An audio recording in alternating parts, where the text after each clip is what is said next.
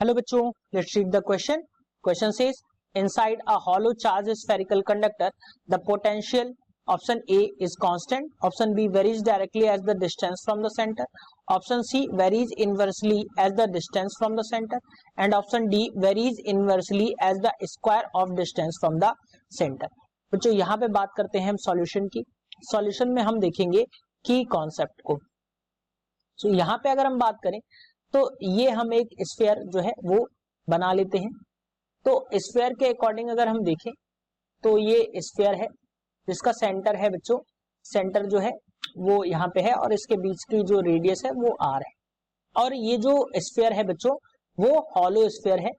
अब hollow charge spherical conductor के बीच में जो पोटेंशियल है वो क्या होगा, यहाँ पे हमें पोटेंशियल की बात हमसे पूछी गई है.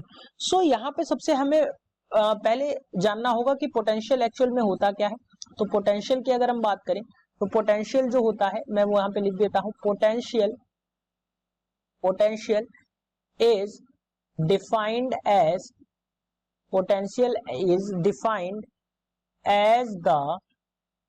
वर्क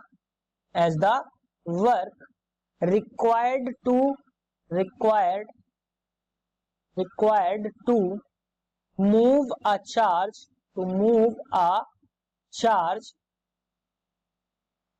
from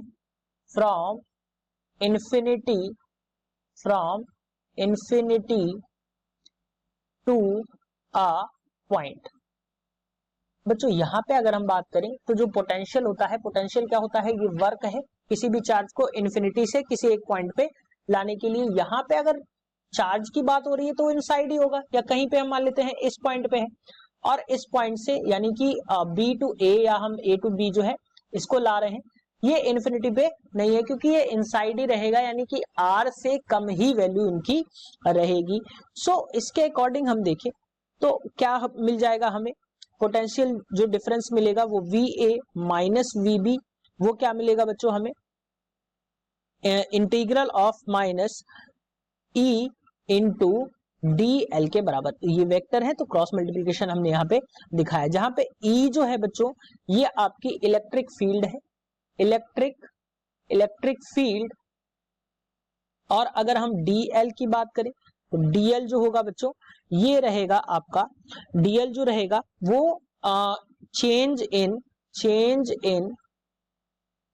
पोजीशन हम कह सकते हैं, या चेंज इन लेंथ हम कह सकते हैं, वो यहाँ पे गिवन है.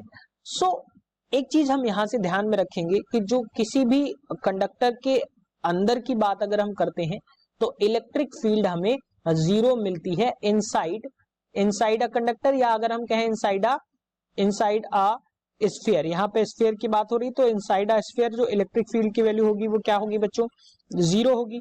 सो नेक्स्ट स्लाइड में अगर हम इसको देखते हैं तो V A minus V B हमें क्या मिल जाएगा, V A minus V B की वैल्यू हमें क्या मिलेगी, जीरो, क्योंकि इलेक्ट्रिक फील्ड की जो वैल्यू है वो क्या होगी, जीरो. सो यहां से हम कह सकते हैं, इस इक्वेशन से हम कह सकते हैं कि यानी कि जो पोटेंशियल डिफरेंस की वैल्यू आ रही है वो क्या आ रही है, जीरो. यहां से हम कह सकते हैं फ्रॉम दिस, मैं यहां पे लिख देता हूं, from this we can conclude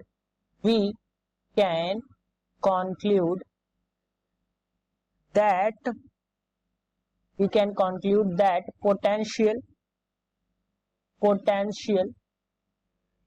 inside a hollow spherical charged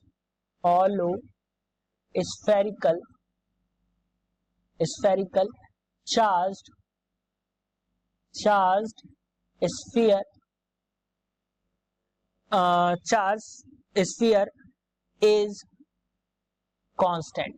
क्या मिलेगा बच्चों हमें, वो हमें क्या मिल जाएगा, कांस्टेंट.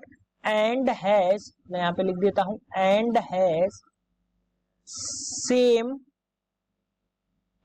सेम वैल्यू यानी कि magnitude as on its surface. बच्चों अगर हम बात करें पोटेंशियल की तो पोटेंशियल क्या होगा बच्चों, सेम वही होगा. जहां पे अगर ये चार्ज स्फीयर है तो इस पे कोई भी चार्ज, अगर हम पॉजिटिवली चार्ज है तो पॉजिटिव चार्ज, या निगेटिवली चार्ज है तो बच्चों यहाँ पे निगेटिवली चार्ज जो होंगे वो वही यहाँ पे सरफेसेस पे होंगे, जिसकी वजह से जो है पोटेंशियल होगा। सो वैल्यू जो है, मैंने यहाँ पे पॉजिटिव चार्ज स्फीयर लिया है, तो यहाँ पे जो पोटेंशियल की वैल्यू होगी वो क्या होगी बच्चों, कांस्टेंट होगी और उसी के बराबर होगी जितनी इसकी सरफेस पे है। सो अगर हम यहाँ पे क्वेश्चन की बात करें तो ऑप्शन जो है A is the correct answer, that is constant. Hope you understood it well. Best of luck.